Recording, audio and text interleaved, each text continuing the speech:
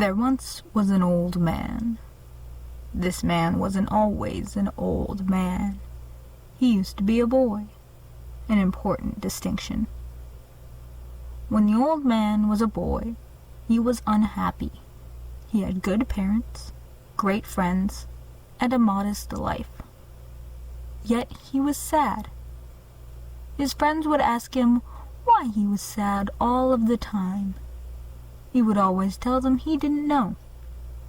They would always say that that was silly, and that he had to have a reason. As the boy grew, everyone told him the same things. You need a reason to be sad. Your life is great. It's temporary. He didn't. It isn't. It wasn't. As an adult, the man got a job. He still didn't know why he was sad. He wanted it to stop. He wanted it all to stop.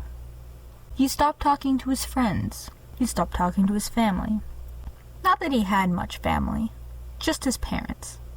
Eventually, they passed away, and he attended their funerals, never staying long enough to talk to anyone. No one believed him when he said he was sad. They just looked at him and asked him, "What could you be sad about?" As time passed, he started asking himself questions. Why would no one believe him? Doesn't anyone know what he feels? He became angry.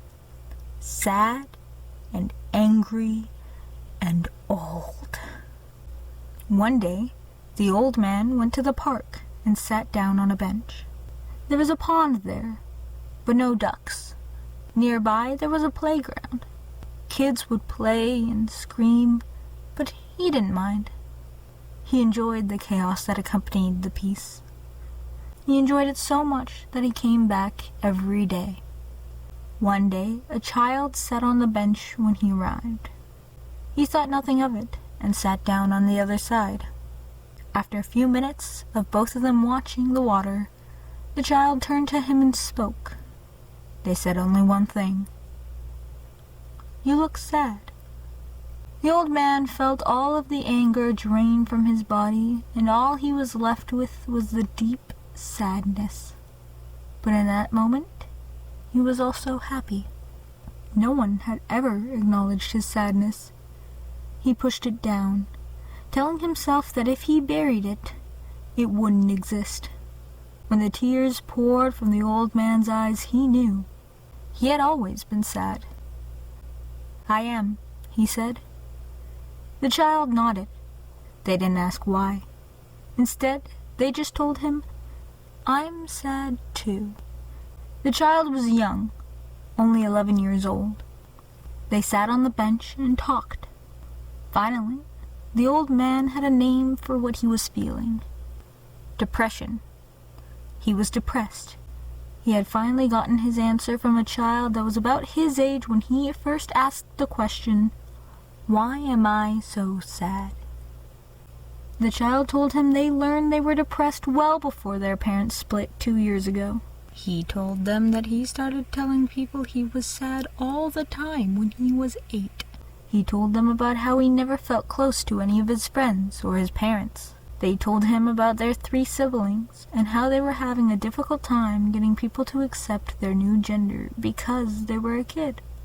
The old man smiled and told them that they haven't been a kid since they looked in the mirror and realized that they didn't like the person staring back. Eventually, the kid's mother came over. "Casey," she called. "Time to go home." The kid turned to him. "That's my name, by the way. The one I chose," they said. He nodded. "Henry." Casey smiled. "Will you be here tomorrow, Henry?" Henry smiled back. "I come here every day at this time." Casey's mom stopped next to the bench. "Hello, sir." Casey jumped up. "Mom, this is Henry. He's sad, like me." Casey's mom blinked in surprise.